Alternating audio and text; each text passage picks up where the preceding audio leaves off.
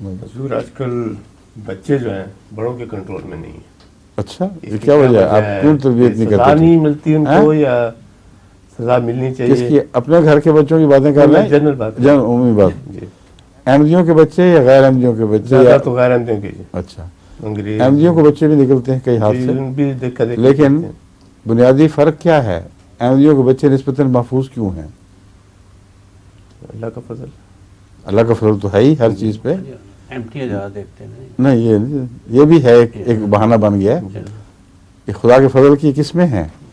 بنیادی طور پر احمدی جو فیملی سسٹم ہے یہ بچوں کو اپنے ساتھ لگا کے رکھتا ہے اور جنریشن گیپ نہیں ہوتا پیدا، کیونکہ ماں باپ الگ اپنی آزاد عیاشیاں نہیں کرتے اور بچوں کے ساتھ مل کر ایک گھریلو اچھا پیارا ماحول قائم رہتا ہے.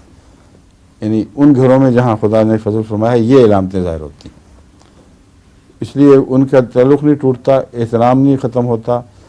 اسلامی تعلیم کے تقاضے ہیں کہ گھر کا ماحول محبت والا رکھا جائے. بس جنہوں نے بھی اسلامی تعلیم کو اپنایا ہے ان کے گھروں میں یہ مسئلہ نہیں ہے جو آپ بیان کر رہے ہیں.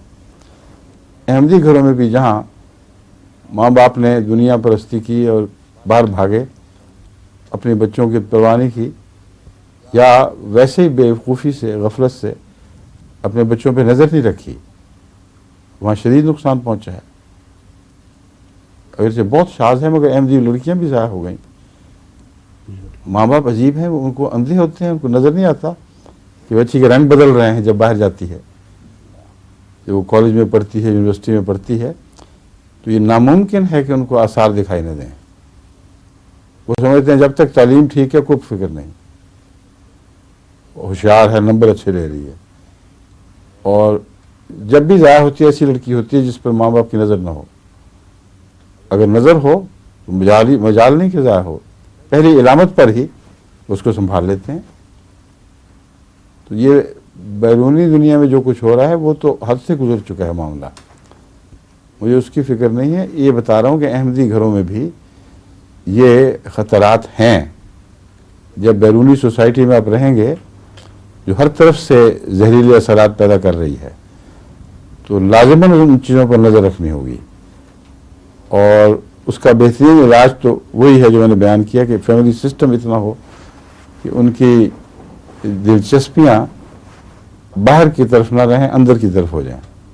آپس میں ایک دوسرے سے محبت، ایک دوسرے سے پیار، گھریلو ماحول، گھریلو مجلسیں، یہ اس طرح ان کے لیے کشش کا موجب ہوں کہ باہر سے بھاگ بھاگ کر واپس اپنے گھر کی پناہ میں آئیں.